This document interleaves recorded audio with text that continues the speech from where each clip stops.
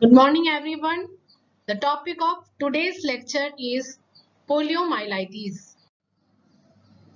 This picture dates back to 1580 to around 1350 BC, and this shows an Egyptian monumental stone portraying a priest with a withered leg, suggesting that polio has existed for thousands of years.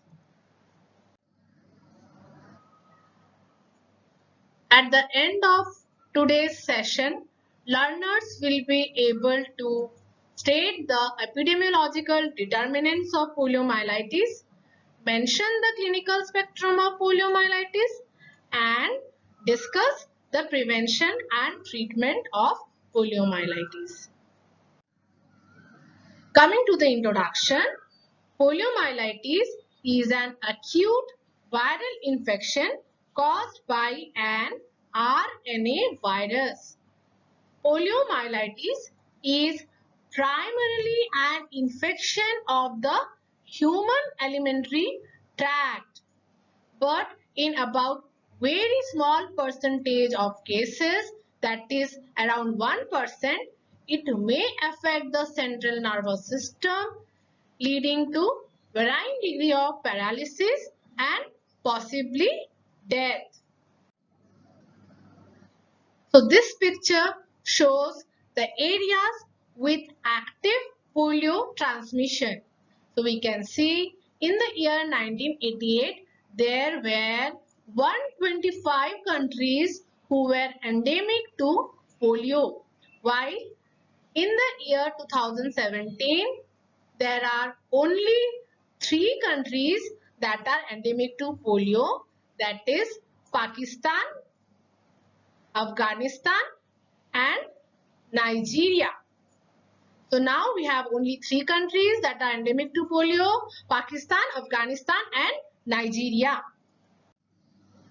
The last case of wild polio virus in India was reported from Howrah district of West Bengal, with the date of onset of disease on 13 January 2011.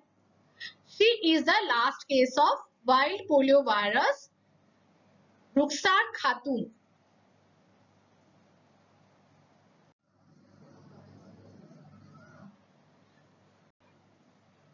On 27th March 2014, World Health Organization Southeast Asian region, including a number of countries along with India, was certified as polio free.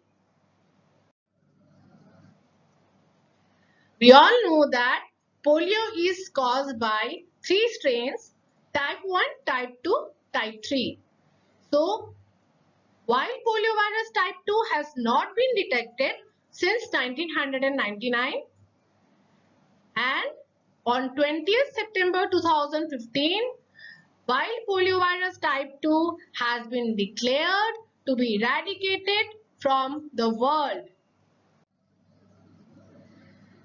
Even since November 2012, wild poliovirus type 3 has not been detected, and very recently, that is 17th October 2019, wild poliovirus type 3 also has been declared to be eradicated from the world. Certification of polio eradication. Certification is done for the WHO regions and not for the individual countries. So as of today, 4 WHO regions has been certified to be polio free, the latest being the Southeast Asian region in the year 2014. So when can a region be declared as polio free? This is possible only when all the countries in the area demonstrate the absence of wild poliovirus transmission for at least 3 consecutive years, and there is the presence of certification for the standard surveillance, and they have the global action plan for laboratory containment of wild polio virus. So now, while poliovirus type 1 is the sole wild poliovirus remaining in the circulation. So this marked progress has been achieved through widespread use of trivalent oral polio vaccine. Now coming to the epidemiology of polio. So polio is caused by three serotypes: type 1, type 2 and type 3. Most outbreaks of paralytic polio are caused by type 1 virus. Polio virus can survive for long periods in the external environment.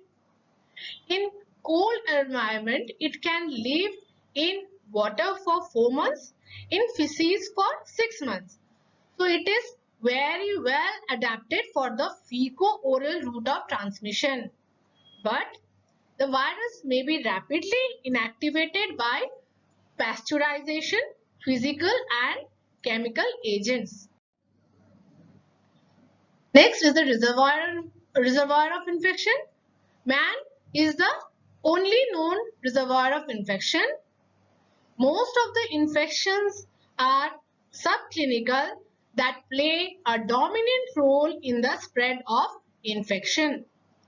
So for every clinical case, there are maybe 1,000 subclinical cases in children and 75 in adults. There are no chronic carriers and there are no animal source for polio. Coming to the infectious material, feces and oropharyngeal secretions of an infected person are infectious. So what is the period of communicability? So the polio cases are most infectious 7 to 10 days before and after the onset of symptoms. In the feces, the virus is excreted commonly for 2 to 3 weeks, sometimes even 3 to 4 months. What are the host factors? So first is age. So polio is common in all age group, but children are most vulnerable. Why? Because adults have the acquired immunity. So next is sex. So polio affects males more than females, that is in the ratio of 3:1. So next is, what are the risk factors that can precipitate paralytic polio in individuals already infected with polio viruses? So they can be fatigue, any history of trauma. So whether there is any trauma, that can also precipitate the attack. Intramuscular injections, any operative procedures like tonsillectomy if undertaken during the epidemics of polio, and the administration of immunizing agents, particularly alum containing DPT vaccines. Next is, how much is the immunity? So immunity following the infection is fairly solid. Reinfection can occur, but infection with one type does not protect completely against the other two types of viruses. Now we will discuss about the environmental factors. We have already discussed the agent factors, the host factors, and now the environmental factors. So this occurs more during the rainy season with 60% of cases during June to September. The environmental sources being the contaminated water, food and flies. Overcrowding and poor sanitation further predisposes to polio infection. Next is the mode of transmission. Polio is predominantly transmitted through fecal-oral route in the developing countries and through droplet infection in the developed countries. So, I already told you it is very well adapted for the fecal-oral route because it can stay in the water as well as in feces for long. So it may directly spread through the contaminated fingers or indirectly it may be spread through contaminated water, milk, foods, flies, and the articles of daily use. Droplet infection occurs during the acute phase of the disease when virus occurs in the throat. But for droplet infection to occur, there must be a close personal contact with an infected person. Incubation period of poliomyelitis usually ranges from 7 to 14 days. It may range from 3 to 35 days. So now we come to the clinical spectrum. If a person is suffering from polio infection, then that person may suffer from either the subclinical infections, we call them inapparent infections, that is the majority of the cases, or there can be clinical manifestations, we call it clinical poliomyelitis. So this can be further classified into abortive poliomyelitis when there are minor illness or minor signs and symptoms, or there may be an involvement of central nervous system, which is the major illness.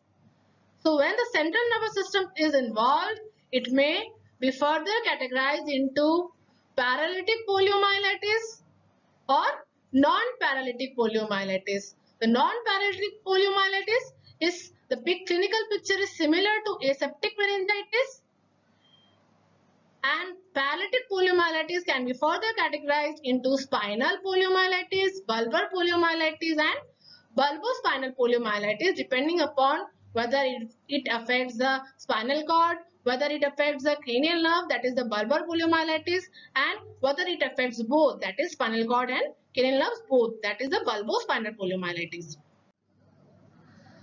So, detailing it further, the inapparent infections are the majority of the cases. I already told you that is approximately 91 to 96% of the infections are inapparent.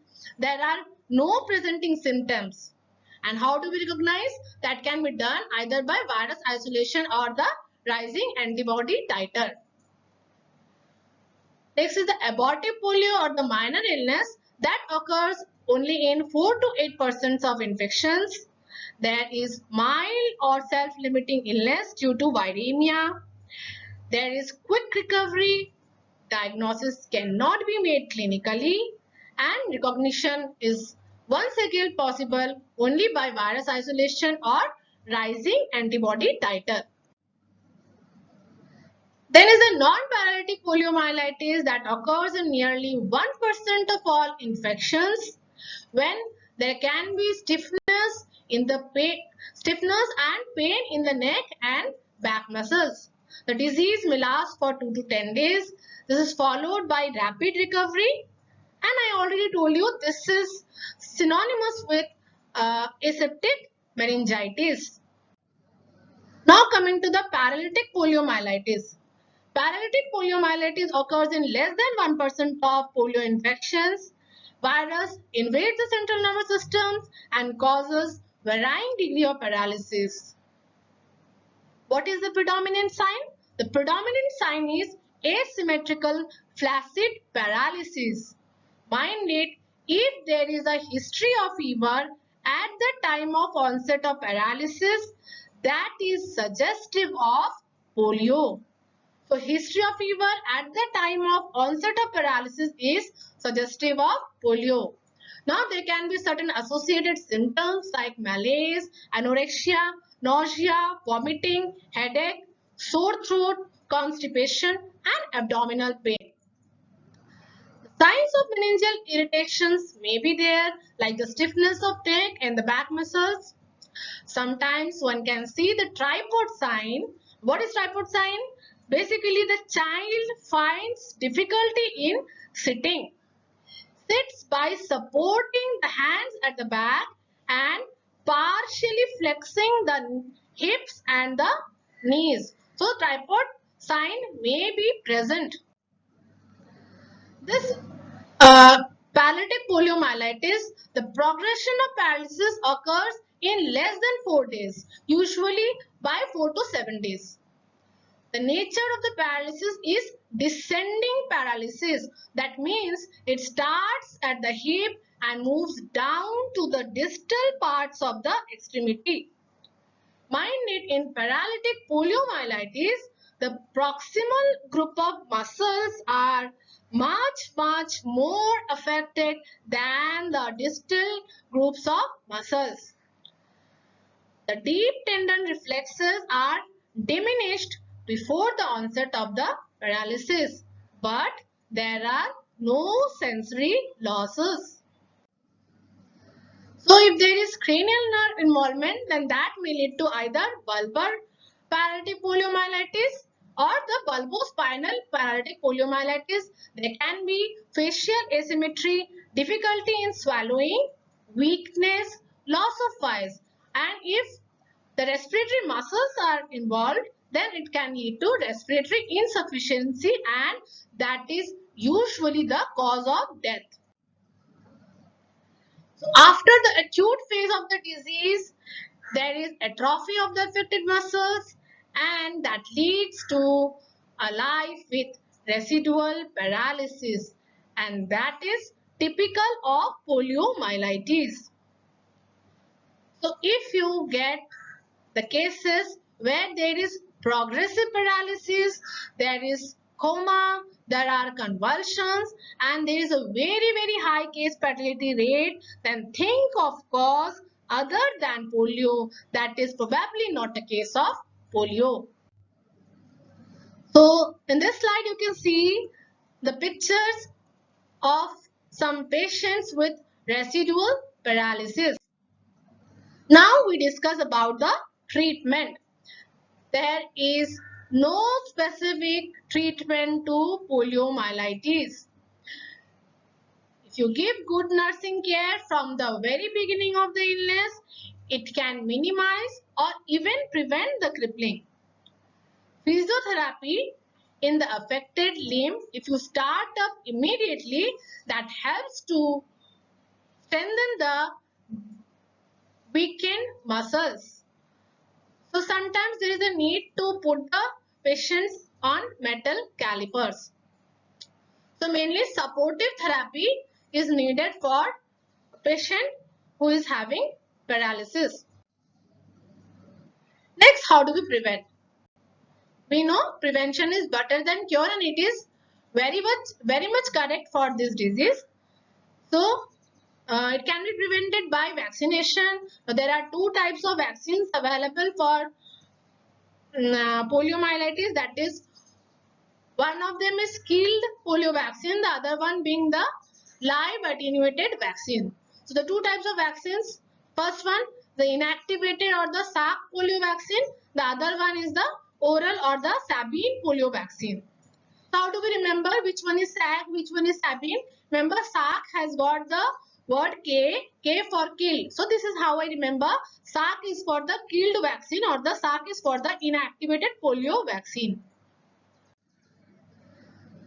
Inactivated or the Salk polio vaccine contains all the three types of antigen, type 1, type 2 and type 3. It can be administered either by the intramuscular route or the fractional dose being given by the intradermal injection. The intramuscular were previously given. Now in our national immunization schedule, we have the fractional dose that is given by the intradermal injection.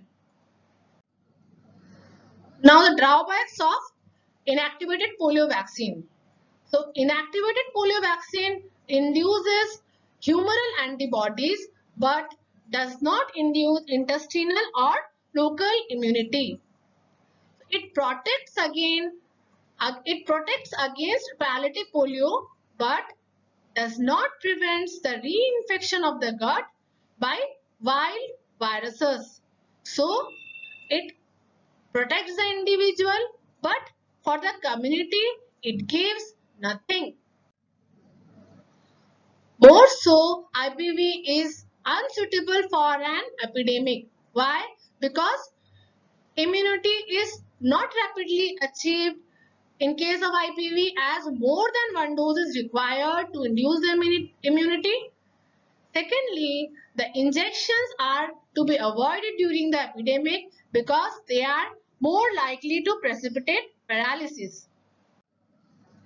What are the advantages of IPV?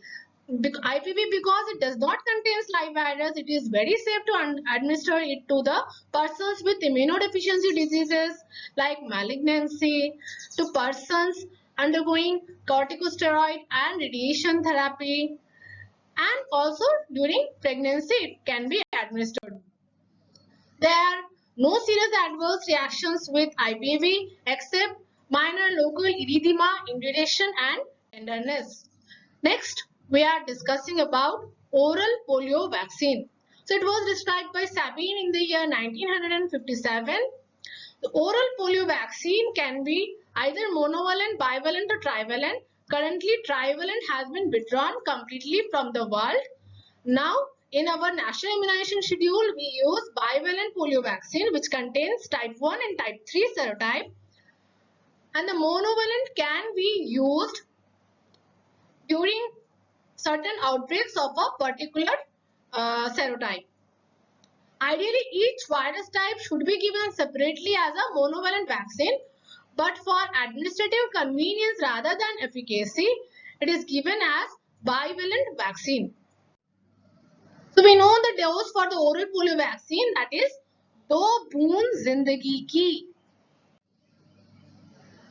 So next we discuss about how the immunity develops after the administration of oral polio vaccine. Once the oral polio vaccine is given, the live vaccine strains infect the intestinal epithelial cells. The virus is transported to the Peyer's patches. There is secondary multiplication and viremia. The virus spreads to the other areas of the body. There is production of circulating antibody and it limits the spread to central nervous system and paralytic polio is prevented. The production of IgA secretory antibodies in the intestines limits the subsequent infection with wild poliovirus and it thus limits the community transmission. So OPV produces both local and systemic immunity. Vaccine progeny is excreted in the feces. There is secondary spread to contacts in the community and as a result, non-immunized persons may be immunized. So even if 66% of the population is immunized, there is widespread herd immunity development. So this property is exploited in controlling epidemics of polio by administering the oral polio vaccine simultaneously in a very short period to all the susceptibles in a community. It virtually eliminates the wild polio strains in the community and replaces them by attenuated strains. So what is the duration of immunity provided by the oral polio vaccine? That is actually not known, but it may possibly be lifelong. So this picture is showing you the principle of herd immunity as I told you.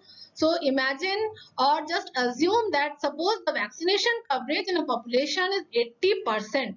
So here we have represented the affected individual or the people who are suffering from polio with a red colored ring, and those who are unaffected have been demarcated with blue colored ring, and those who are actually vaccinated, they have been shown with blue colored ring and it is surrounded by a concentric ring. So this one is the representation for those who are vaccinated. So if you see there is 80% vaccination coverage and suppose these are the persons who are affected, so they will be, and see this is non-affected, this is non-affected. So if 80% is the vaccination coverage, so this wild polio virus will be able to spread to only this affected individual, this unaffected individual, but because of this development of the ring around the population, around the affected population, this virus may not be able to get a susceptible host. So this can be this virus infection or this disease can be actually contained. So the more and more people are vaccinated, the polio virus or the wild polio virus is unable to find a host, and it is only possible to affect the nearby unaffected population. But if the entire surrounding is covered by population who are actually vaccinated, then it is not able to transmit the disease to those who are far off, and those who are far off or are unaffected. So that is actually the principle of herd immunity. What are the advantages of oral polio vaccine? Number one being it is very easy to administer, because there is no requirement for highly trained personnel. It induces both humoral and intestinal immunity. The antibody is produced very quickly. Even a single dose elicits substantial immunity. But there is an exception, that is in tropical countries. The vaccine excretes the virus, so infects the others who are also immunized, thereby useful in controlling epidemics. So it is useful in epidemics and it is relatively cheap. But there are certain contraindications, that we cannot give it to the immunocompromised individuals, cannot give it to those suffering from leukemia, malignancy, those receiving corticosteroids, and even we cannot give it to pregnant mother. Mind it, diarrhea is not a contraindication to oral polio vaccine. If a child is suffering from oral polio vaccine, then we have to give the dose of oral polio vaccine to the child, but we should not count it. The child should receive another dose at the first available opportunity. So now we discuss about what are the differences between inactivated polio vaccine and oral polio vaccine. So first, IPV is killed vaccine which contains all the three strains, and OPV is live vaccines. It was previously of three types: monovalent, bivalent, trivalent. Now we have only monovalent or the bivalent variety. So IPV is given by intradermal or intramuscular route, and OPV is given by oral route. IPV induces only humoral immunity, but it does not induce local immunity, whereas OPV induces both humoral and local immunity. IPV prevents paralysis but does not prevent reinfection of the gut by the wild polio viruses, whereas oral polio vaccine prevents not only paralysis but also prevents intestinal reinfection. So IPV is not useful in controlling epidemics, whereas OPV is useful in controlling the epidemics. IPV is difficult to manufacture, OPV is easy to manufacture. IPV is costly, OPV is cheaper. IPV does not require stringent conditions during storage and transportation, has a longer shelf life, while oral polio vaccine requires to be stored and transported at sub-zero temperature unless stabilized. Another thing which we will be discussing shortly, that there are no risk of VAPP and circulating vaccine-derived polio viruses. VAPP is vaccine-associated paralytic poliomyelitis. This is circulating vaccine-derived polio viruses. But there are very rare risk of vaccine-associated paralytic poliomyelitis and circulating vaccine-derived polio viruses with OPV. So these are the differences between IPV and OPV. So we were discussing a little bit more about VAPP and VDPV. So 10 million doses of oral polio vaccine have protected 2.5 billion children in the last 10 years from polio as on 2015, and in extremely rare conditions oral polio vaccine can lead to vaccine associated paralytic poliomyelitis. That is a one-time case of paralytic polio that usually occurs with the first dose of oral polio vaccine with no risk of spread to others. It may also lead to vaccine-derived polioviruses. That is a very rare strain of poliovirus genetically changed from the original strain contained in oral polio vaccine.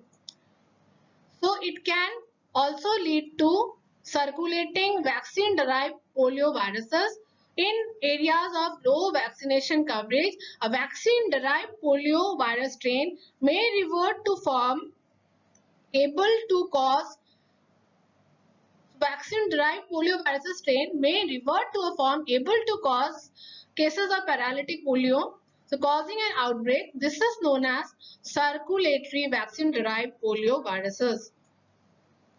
So eliminating the risk of polio caused by vaccine-derived polio viruses actually requires the stopping of all oral polio vaccine use. So a little bit more about VAPP. So it's a rare adverse event of OPV. Clinically, we cannot distinguish between poliomyelitis and wild poliovirus. They can be distinguished by laboratory analysis. It is very rare, and it is most frequently associated with Sabin 3 followed by Sabin 2, then followed by Sabin 1. Next, a little bit more about vaccine-derived polioviruses. Vaccine-derived polioviruses resemble wild polioviruses biologically, but they have genetic properties consistent with prolonged replication or transmission. Once they develop the capacity for sustained circulation, circulating vaccine-derived polioviruses are formed, and these circulating vaccine-derived polioviruses have got the potential to cause outbreak. Now, how do we categorize vaccine-derived polioviruses? They have been categorized into three types. The C, I and A types. C stands for circulatory vaccine-derived polioviruses. I stands for immunodeficiency-associated vaccine-derived polioviruses. And A stands for ambiguous. So, circulatory vaccine-derived polioviruses, we say them only when there is the evidence of person-to-person transmission in the community. So immunodeficient vaccine-derived polioviruses actually are found in immunodeficient patients. And ambiguous vaccine-derived polioviruses we label as ambiguous only when we cannot categorize a particular vaccine-derived polioviruses into either circulatory or immunodeficient type. So they are actually diagnosed by rule of exclusion. So there should be no known immunodeficiency, or the sewage isolates do not show the evidence for circulation. So coming to the summary. So as we have already discussed, polio is a candidate for global eradication.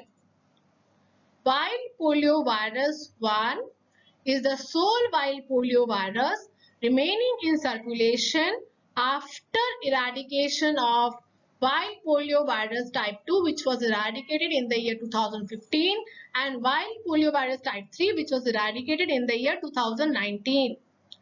Most infections are subclinical, and these subclinical infections play a dominant role in the spread of infection. Less than 1% of cases may develop into paralytic poliomyelitis. Polio, the main mode of transmission is the fecal-oral route, and it may spread through droplet infection in the developed countries. There is no treatment, so supportive therapy is generally given to the patients. Prevention is through vaccination. We have two vaccines, that is oral polio vaccine and the inactivated polio vaccine. So in extremely rare condition, oral polio vaccine can lead to two conditions: VAPP, that is vaccine associated paralytic poliomyelitis, that is the rare adverse event of the OPV, and sometimes when there is low vaccination coverage, there can be mutation in the original strain, original attenuated strain of the oral polio vaccine. It can lead to vaccine-derived polioviruses which got the ability to have a prolonged replication or transmission, and if they develop the capability of community transmission, then these are called as the circulating vaccine-derived polioviruses. So this is a learning exercise for all of you, that you have to state the difference between wild poliovirus and vaccine-derived polioviruses. And secondly, you have to state the difference between vaccine-associated paralytic poliomyelitis and vaccine-derived polioviruses. That's all for today's class. Hope India's remarkable achievement paves the way for the control of other diseases. Thank you.